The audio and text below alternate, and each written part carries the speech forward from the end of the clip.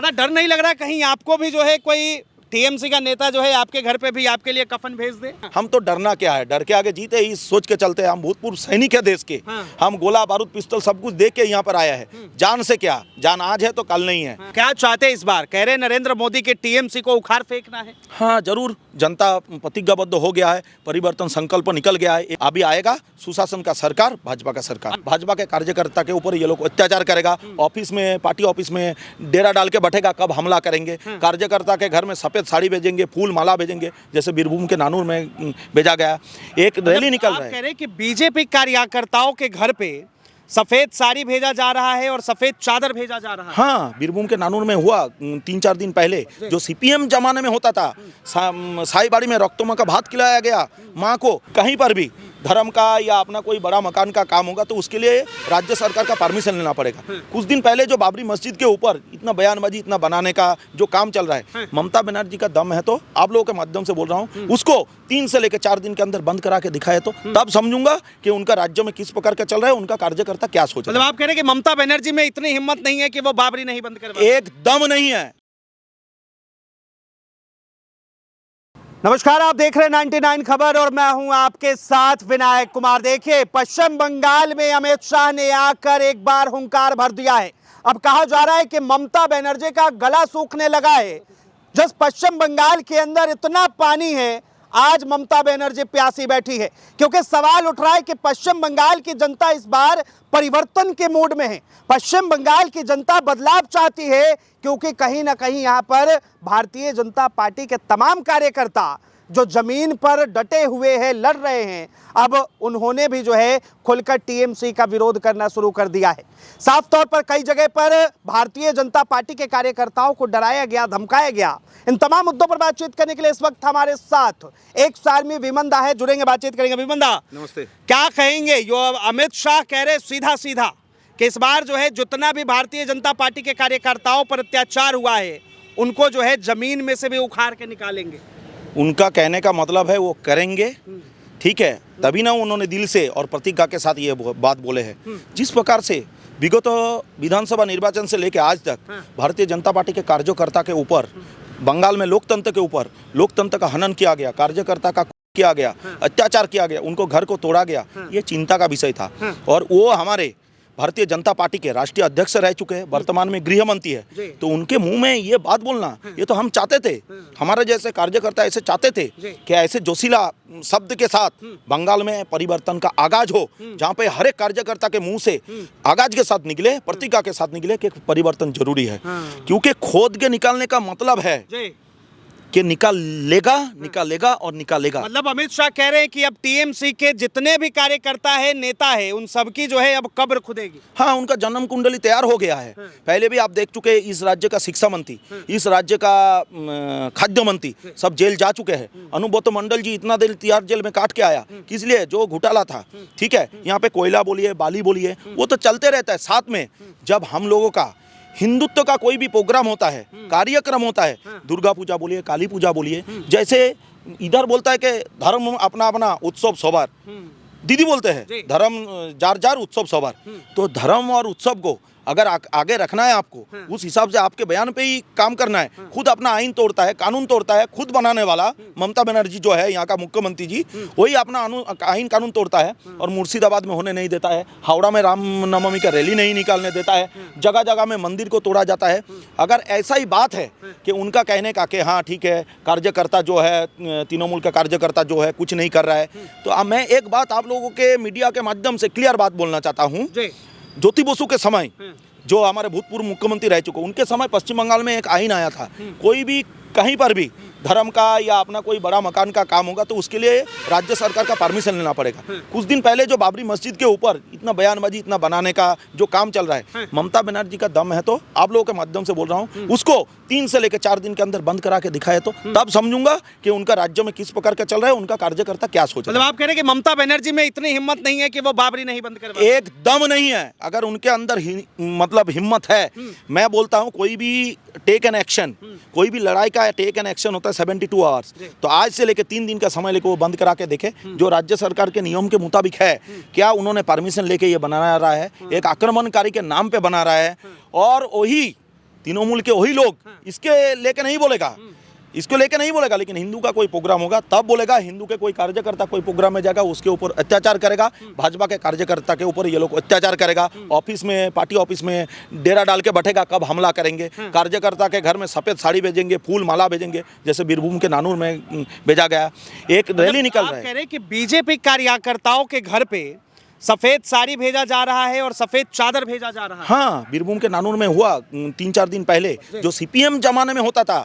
साईबाड़ी में रक्तों का भात खिलाया गया माँ को। आज वही क्या लोकतंत्र में दोबारा दिखाना चाहता है यहाँ का सरकार, जो बोल रहा है हम नारी के सुरक्षा के लेके सोच रहा है, जो सोच रहा है पश्चिम बंगाल के बोल रहा है, बेकार के बारे में सोच रहा है।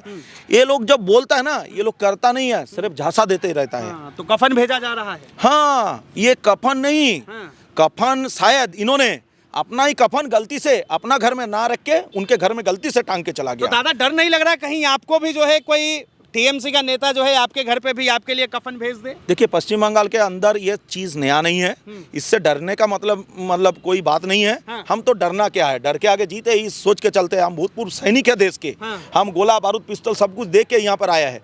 जान से क्या, जान आज है तो कल नहीं है। हाँ। ठीक है, लेकिन ये जो आगाज है, जनता का जो मन में ठान लिया परिवर्तन, इससे अगर हम लोग उठ के बात नहीं बोलेंगे, उनके साथ खड़ा नहीं होंगे अपना जान का फिक्र को लेकर, तो ये मेरे लिए भी एक लज्जा का और शर्म का विषय होगा और मैं अपने आप में छोटा महसूस करूंगा। इसलिए जन से आगे बढ़कर अगर मेरे जान और मेरी बलिदान से इस पश्चिम बंगाल का परिवर्तन आएगा, तो ऐसा जान हजारों बार कुर्बान। लेकिन दादा कहा जाता है, देखिए विपक्ष के कई ऐसे नेता हैं जो सीधा कहते हैं, दिल्ली में भी कहते हैं कि अगर कोई नरेंद्र मोदी तक जो है ममता बनर्जी से डर जाते हैं। नहीं, देखिए, नरेंद्र मोदी जी वुमेन एम्पावरमेंट का मंत्र लगाता है, वो नारी का सम्मान करते हैं। ममता जी को वो दीदी कह के संबोधन करते हैं, तो दीदी से कोई डरना नहीं है, सम्मान करते हैं। राजनीति में देखिए विरोधिता रहेगा, भाषा का विरोध होगा, बातों का विरोध होगा, अपना भाषण का विरोध होगा, लेकिन इससे डरना उससे डरना, ये बात राजनीति छोटा मस्तिष्क का बात है। तो उनके नेता लोग अगर दिल्ली में जाके ये बात बोलता है तो ये उनके लिए शर्म का बात है, हमारे लिए जीत का बात है। क्योंकि देश का प्रधानमंत्री जी जो बोलते हैं नारी सशक्तिकरण का बात, और जिस राज्य का मुख्यमंत्री स्वयं नारी है, उससे डरना और उनको कोई बात उल्टा सीधा बोलना, ये हमारा प्रधानमंत्री जी के मन में भी नहीं है, भाजपा के कार्यकर्ता का मन में नहीं है, यह हमारा संस्कार में भी नहीं है। तो क्या चाहते हैं इस बार? कह रहे नरेंद्र मोदी के टीएमसी को उखाड़ फेंकना है। हाँ, जरूर। जनता प्रतिज्ञाबद्ध हो गया है, परिवर्तन संकल्प निकल गया है। 1 से लेकर 9 तारीख को पूरा पश्चिम बंगाल में परिवर्तन यात्रा का आगाज निकलेगा। सभी संकल्पबद्ध हो गया है, सबका साथ सबका विकास का नारा लेके आ गया है, परिवर्तन का नारा लेके आ गया है और जनता प्रतिज्ञाबद्ध हो गया है। अभी आएगा सुशासन का सरकार, भाजपा का सरकार। अभी किसकी सरकार है? अभी ममता बनर्जी का जो है स्वैराचारी शासन है, यहाँ पर लोकतंत्र हननकारी शासन है, कोयला बाली घोटाला का शासन है, शिक्षक घोटाला का शासन है। तो ऐसा शासन को परिवर्तन के माध्यम से सुशासन में परिवर्तन करना, ये पश्चिम बंगाल का जनता जनार्दन के सामने प्रतिज्ञा स्वरूप एक मंत्र लेके उनको निवेदन है, आइए परिवर्तन करिए, सुशासन लेके आइए। लेकिन दादा दीदी तो कहती है कि पश्चिम बंगाल में अगर बीजेपी आई तो वो सिर्फ हिंदू मुसलमान का राजनीति करेगी। दीदी तो बहुत कुछ बोलता है, अभी तो कल परसों ही बोला कि बीजेपी आएगा तो मांस मछली बंद कर देगा।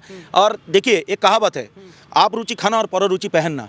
भाजपा ने कई संकल्प पत्र में लिखा है क्या कि बीजेपी आएगा तो बंद कर देंगे, ये सब किसी भी स्टेट में लिखा है क्या? सब स्टेट में जाके देखिए जहां भाजपा का सरकार है, किस तरीके से सुशासन सरकार चलता है।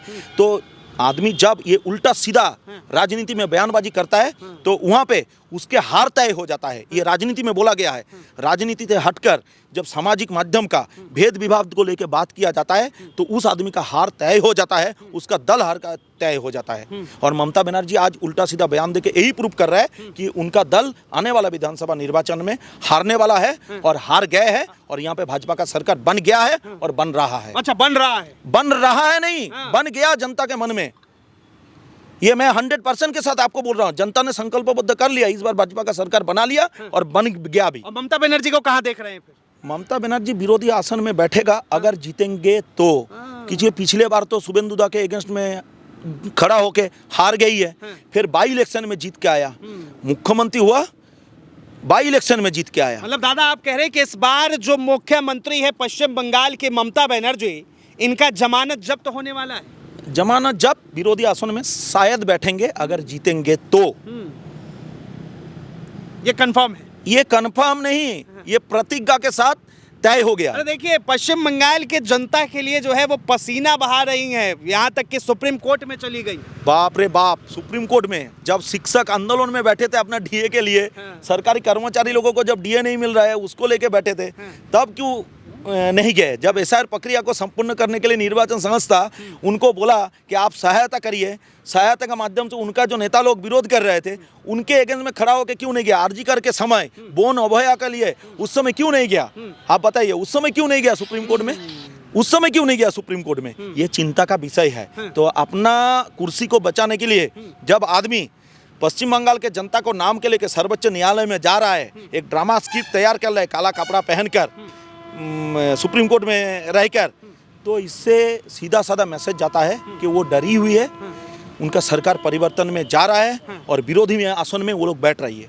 लेकिन दादा एक बात बताइए, जैसे आप मालदा साइड की बात करें, मुर्शिदाबाद साइड की बात करें, उस तरफ जो हिंदू कम्युनिटी है वो कहीं ना कहीं पलायन करने को मजबूर है, तो क्या कहेंगे इसको लेकर? देखिए, हिंदू का पलायन, ये अब कुछ दिन पहले जो अत्याचार हुआ था हरगोविंद दास चंदन दास, जिस प्रकार से वहाँ पे किया गया, कुछ दिन पहले झारखंड में जो एक परिযায়ী श्रमिक ने जो आत्महत्या का खबर को लेकर ट्रेन जलाया गया, तो ऐसा जब उपद्रवी शक्ति जो होता है, जो कुछ शक्ति जो तांडवकारी होता है, वो लोग जब करता है, चाहे वहाँ पे हिंदू हो, खास करके वहाँ पे जो हिंदू कम्युनिटी है उनका घर वहाँ पे मौजूद मतलब ज़्यादा है, तो उनको वहाँ पर डरना नहीं था। अपना रक्षा के लिए वो कहीं पर कुछ दिन के लिए गए थे, लेकिन अपना जमीन को, अपना अस्तित्व के, हिंदू अपना लड़ाई को कभी छोड़ के पलायन नहीं कर सकता है। सामाजिक सुरक्षा के लिए, थोड़े देर की सुरक्षा के लिए कहीं पर अपना स्थान परिवर्तन कर रहा है।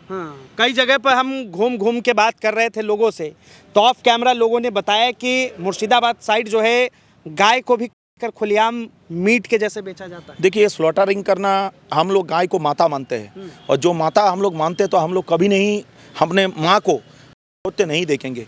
जो लोग ये करते हैं उनको धिक्कार है, उनको निक्कारजनक इस घटना के लिए उनको मतलब छी छी छी यही बोलेंगे।